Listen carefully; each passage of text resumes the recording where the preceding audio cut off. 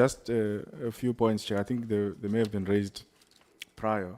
I'm interested in the argument of the D-head legal when it says maybe you can assist DG here. The department doesn't have the powers to build some framework around university fees or fee increase.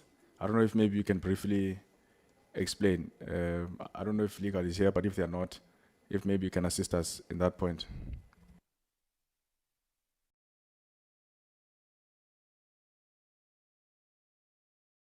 Thank you very much, Honorable Lonzi.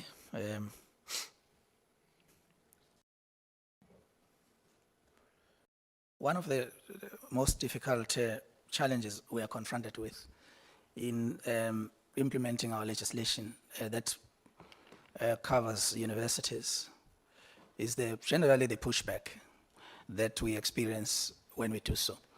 The notion of fee-free framework is our notion as a department. That's our agenda. That's what we advance. That's our drive. We wish to achieve a legislative regime where we are able and we are enabled to determine and control the continuing increases in the fees that our universities and students have to face with. Now, the difficulty in this regard has always been that in November every year, we release what is called a ministerial statement. This ministerial statement is aimed at saying to councils, as you determine fees for the following year, for example, stay on the CPI. Sometimes they will argue and say, no, let's make it CPI plus 2 or CPI plus 5. But all the time the struggle is on, they want to raise the fees, we want to control it. This instrument, they know that the fee-free framework is going to assist us to enforce this. And so when it comes to task teams that have been appointed to do this work, it never gets the work done, because those who represent particularly the beneficiaries of the current situation will not want us to reach any consensus in this regard. And they will find every possible way of collapsing the discussions that are there in this regard. So we've got, as a department, admit that this is a challenge and not to go around it, because it is indeed a challenge. So how do we hope this will be dealt with? It will be dealt with through legislation. There is no other way. It is amendments to the Higher Education Act to give enough powers to our minister to intervene, instead of the current practice where the minister negotiates with institution through the ministerial statement. And what they have done over the years is to reverse the dates for the determination of the fees to October, so that by the time the ministerial statement is released, the horses have bolted. This year, what we have done is we've started this discussion much earlier. That's what the minister has done. We've met all of them, all councils of all chairpersons, to try and say, when you sit and you make a determination about fees for the following year, these are the recommendations of the minister, even prior to the ministerial statements being issued. But still, is this enough? Therefore, the framework becomes important for us. And as a transitional mechanisms, if the legislation has not been finalized. Okay. Yeah, I think maybe we'll have to do more reading on that, because I do find it odd that a department that in the main, especially in some of the public institutions, contributes to the institutions in terms of the subsidies and the funding, but you still don't have the teeth to determine how much the institutions are charging our students. Because the follow-up question is that there was an interesting debate we had during our workshop around the standardization of the costs of certain qualifications. Because it seems to us, and I know the Ivy Leagues may not like my comments because they are the ones which would charge a lot. It doesn't make sense why the same degree that is provided at UCT doesn't cost the same as a degree that is provided at the University of Fort Hare, Walter Sisulu, or Univen. It becomes even worse when we consider professional degrees. Because if an engineer is being produced in the Western Cape, we want the same standard and quality of an engineer to be produced in the Northwest or Limpopo or anywhere else. Because these people are going to be building bridges that all of us are going to be using. Or if they are doctors, they are going to be operating our hearts, our brains.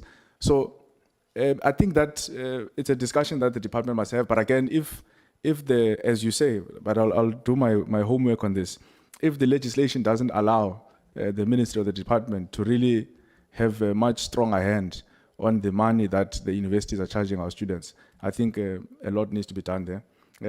My other question was around the new generation of academics program. I think that's one of the targets that you didn't meet. And for me, I don't understand why, because I think your reasoning was that there are delays in recruitment and contracting. And I think there are many young potential academics or young academics who would be very shocked at that statement, who are sitting at home, who are not gaining access to opportunity. I think the Vice Chancellor of Northwest University tried to come up with some initiative.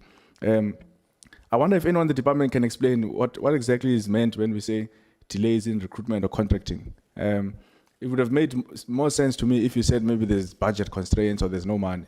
But if you say it's a recruitment or contracting process, it suggests that the money is there, just that for some reason we're delaying in recruiting this new generation of young academics.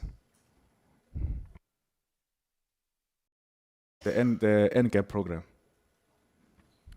Thanks, Chair and Honorable Lonzi.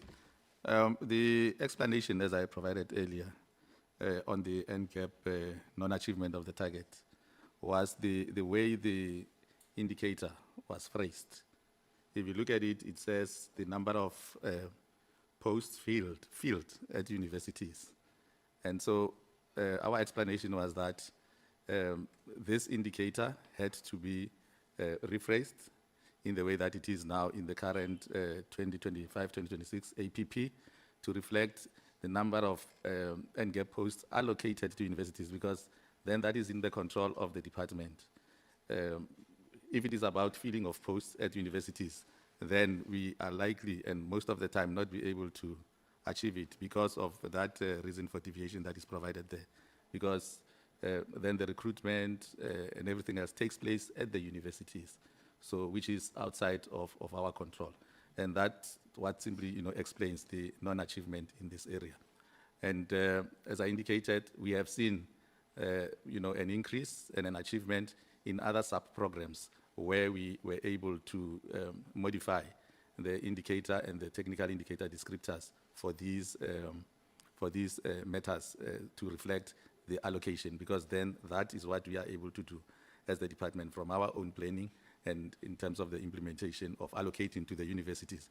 And therefore it then becomes the responsibility of the universities to push the recruitment and attracting academics to those posts. Thanks, Chair.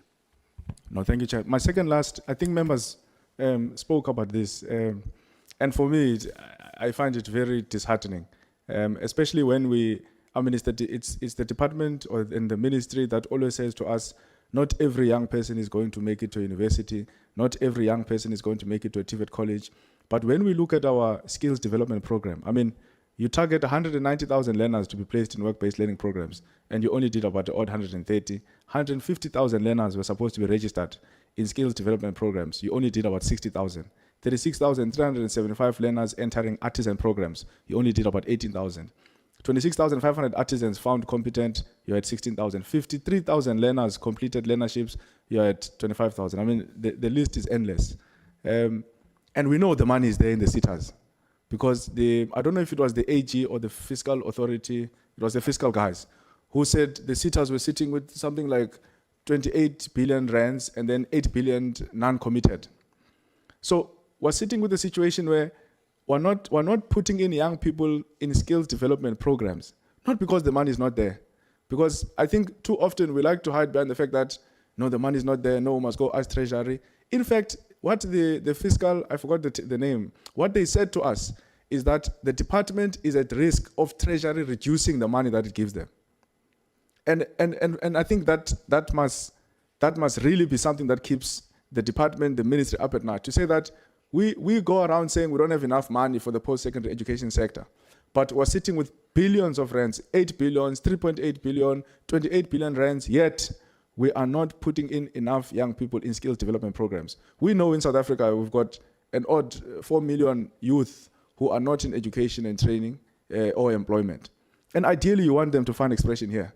The minister was also saying just not so long ago that of the people who are going to write matric exams, already he's cutting out half of them. I think 850,000 saying already about 400,000 of them, we don't know where we're going to place them in post-secondary education. Yet, we've got such a poorly performing skills development program. I think, it's not really a question, but it's something for the department and DM to think about. My last question, I'm interested, DM, I think I've asked, when I get an opportunity, I'll ask the minister as well, but I've asked the former ministers and TMs. I haven't asked you on this one. What is your view on the universities and institutions and TVETs practice of withholding the degrees and the qualifications of students, even after they've completed their academic qualifications? And the arguments that the institutions make is that they're withholding these qualifications because the students owe debt. But our response is that, how do you expect these young people to access employment opportunities if you are withholding their qualifications? Because let's for argument's sake, say they genuinely wanted to pay back the debt to the institutions. Then it was only going to make sense to say, let's empower you with this tool that is going to give you the ability to go and seek employment opportunities and come back. And it's not true, because I know a lot of the institutions like to say, no, we write to some of the employees, no, we give them. Some of the employees want the qualification, they want the degree. Like, there are many young people, if the department were to run your own independent survey, if you don't believe what we say, because we interact with these young people, with these graduates all the time, they do not get employed if they don't have their degrees and certificates in hand. So what is your view on that? I believe this is something that should not even need too much of a pushback, be it from opposition, be it from members of the portfolio committee, but an initiative that the department is already thinking about to say, here are young people, they've already completed school, they've passed all their exams, they've passed all their assignments. What is it going to hurt us to simply give these people their degrees? And even worse, I think when Nelson Mandela University came to us, we were at Good Hope. I don't know if it was the VC or the CFO, says to us, actually, in most of the institutions, many of this debt, we have classified it as bad debt. So in other words, as far as the financial statements of the institutions are concerned, the universities have already accepted that we're not going to get this money back. But they are still withholding the qualification. Why? Why withhold the qualification? You've accepted, it's okay, this is bad debt. The AG or whoever audits us says, we're not going to receive this money, these people are unemployed, these people don't have money, are there. But you still want to withhold their qualification, their certificate. What type of practice is that I believe just entrenches our young people in a permanent state of poverty, in a permanent state of inequality, of economic inactivity? I really think this department, this government, loses nothing by saying, even before we can entertain the debate about clearing of student debt, as a minimum program of action, why can't we agree collectively that we are going to release all the degrees, certificates, and qualifications of students? I think that will be my last point. Thanks, Chair. Yeah, as you answered, DM, also close for us your closing remarks from that side so that we can close the meeting. Okay, thank you very much, Chairperson. On the matter that is being raised by Honorable Lonzi, we 100% agree with you that there should not be any withholding of the qualifications for students once they've completed. We have placed this on the discussions with university principals, and they have indicated their commitment that they do give students letters, written letters or statement of results, which shows that a student has completed and has got that qualification. We have also went further to say, well, you might be saying that, but we have had universities where students still complain about this matter. And I think it is going to be up to us now to actually go deeper and say which are those that are still not even adhering what they have agreed upon as principals, to say students should be given their qualifications, statements, and letters to show and to indicate to those employers or to potential employers that they have qualified. So that is our stand, that we believe that students cannot be disadvantaged just because they owe or because, but whilst they've completed, because as you're correct, it actually self-defeating, because then how are they going to pay if they're not employed or they cannot show that they have actually qualified?